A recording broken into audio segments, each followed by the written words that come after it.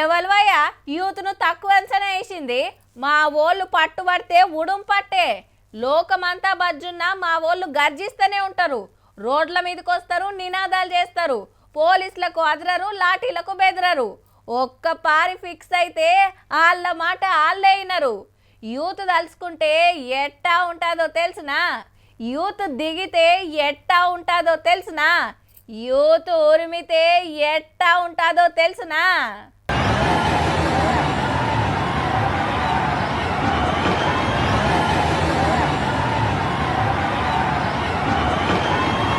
పెయ్యి మీద బట్టలు లేవు, పటాకులతోటి పరాస్కము, రోడ్ల మీద సర్కసు, కాలర మీద డాన్సు, బస్ల మీద అటాకు, బార్గేట్లు గుంజేసుడు, బజార్ల పోయేటోళ్ళకు సుక్కలు, పోలీసులతోటి తమాషాలు.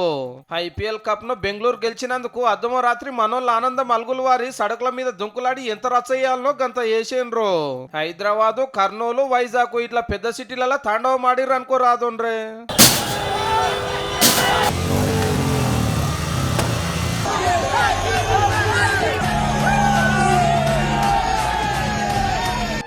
కప్పు కట్టింది, పోయినసారి కట్టింది, ఈసారి కట్టారు, మళ్ళీ వచ్చేసారి కూడా కొడుతుంది.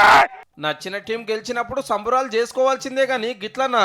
ఏ గల్లీళ్ళు ఆ గల్లీలు ఎగిరి దుంకినా ఏం కాదు, కానీ కార్లు బండ్లేసుకొని అందరు ఒక్కొక్కడికి వచ్చి గివేం కథలు.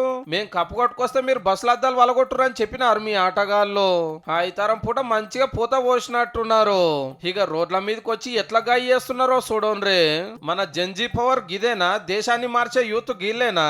అదే కొలువుల కోసమో రైతుల కోసమో పబ్లిక్ తిప్పల మీద రోడ్ల మీదకి రమ్మంటే నాకేం గర్జని ఉడికేసుకొని పడికే అంటారు పరాకతిగా. హరెన్నిరుడు ఇదే ఆర్సీబీ గెలిచిన బెంగళూరు ర్యాలీ దియబోతే గిట్లనే అభిమానులు ఉరుకొచ్చి ఆత్రమాత్రం చేస్తే తొక్కిసలాటై 10 మంది పానాలేవో ఆయే. గాబయానికే ఈ 7 ర్యాలీలు గీలీలు బంద్ పెట్టి అందరు ఇళ్లలోనే సంబరాలు చేసుకోవాలని ఆటగాళ్ళు అంతగానని చెప్పినా ఏం మాకు కాదు మా తోకకు చెప్పురు అన్నట్టే ఏవట్టిరే. గెలిచిన వాళ్ళు మంచిగానే ఉన్నారు, ఓడినోళ్ళు మంచిగానే ఉన్నారు. కోట్ల రూపాయలు కమాయించిరు, ఇంటితోటి దిల్కుష అవుతున్నారు. పైసా ఫాయిదా లేకున్నా నడిమిట్ల మీరెందుకు బట్టలు చింపుకొని బాజాట్ల దుంకులాడి లాఠీల దెబ్బలు తింటుర్రా నాయనా.